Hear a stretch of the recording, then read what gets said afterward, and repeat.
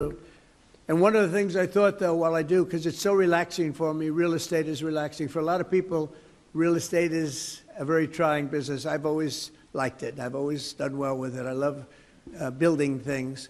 And this way, I can build some beautiful things. And this, again, has never been built, and we're going to start that pretty soon. It's going to be great. And then the ballroom for the White House is the thing that you people have really, really been very generous with. And we're going to build a room that's going to be able to hold literally the inauguration if we want.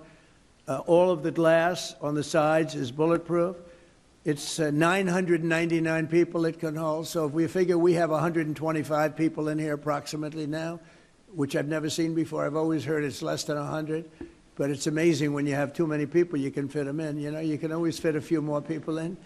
And pardon the fact that you're a little tight at your table. That's okay. That's better than lots of room for everybody because nobody shows up, right? But you've been so generous in your contributions, very substantial money, fully financed. It's fully taken care of now. And, in fact, we'll have money left over, and we'll use that for something. We'll use that probably maybe for the Ark or something else that will come. But we love to fix up Washington. If you went to the Oval Office, you'd see the Presidential Walk of Fame. And you've heard about it.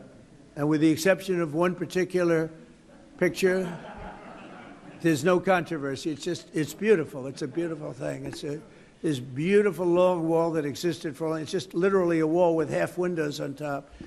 And that was originally built as a swimming pool. Now it's where the press is, on the other side of the wall. And it's very interesting. All these people over here with all their cameras, although they've been very respectful, I'll tell you what, they've been very respectful for what's taken place over the last week. So I want to thank you. This is just a small little group. They have a big group downstairs. They have a lot of reporters downstairs wanting to be where they are. I don't know. These, I guess, are you special? This is Doug, who's he won the highest awards there is in photography, including Pulitzer Prizes, right? He won many Pulitzer Prizes for his great work. One that I wasn't so happy with, he had one with a bullet moving along. He caught the bullet. Can you believe this? He got another Pulitzer. But anyway, it's great to have you, gentlemen. It's really good. They have a whole group downstairs, a big group downstairs. I didn't think you'd like to have that up here because they can be, some of them are sort of violent towards some of you, but not bad. So we did a design that is being, just lauded for the ballroom. Showed it to the top people. One of the things that I like the most, I came in and I said to the people in the building, I said, if I make it back, I want to build a ballroom for the country, really, because this is really, they call it the people's house. It's the country's house. I want to build a ballroom. It needs it badly. And a ballroom that could seat 600 or 700 people so that when you have state dinners or more if it's possible. And I said, how long would the process take? Because I'm so used to zoning. And I've gotten a lot of zoning over the years to these two guys, these two geniuses, like movie stars, and they have a good brain besides. That's pretty nice. Huh? Nice to have you guys both with us. So they said, how long? I said, how long would it take? They said, sir, you can start tonight. I said, what are you talking about? You have 0 zoning conditions. You're the president of. I said, you got to be kidding. You mean I can actually do something that I really want? Because I'm used to sitting with heads of community boards and politicians, and it's fine. It's part of the beauty, if you want to call it that, or sometimes it's not so beautiful, of being a real estate developer, especially in New York. It takes you years and years, and it's, it's heartache. And they say, well, sir, we'd like you to cut off 40 stories.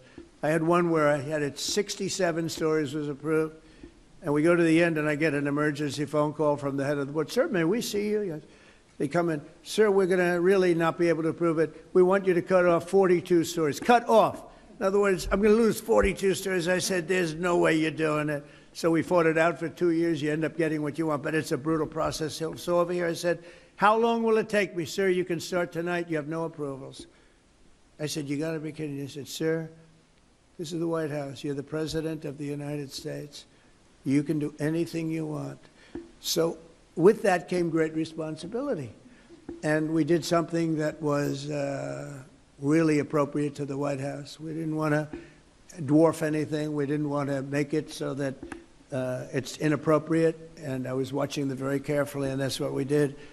And so we're going to have a phenomenal ballroom. This is going to be one of the best anywhere in the world. There won't be anything like it, actually.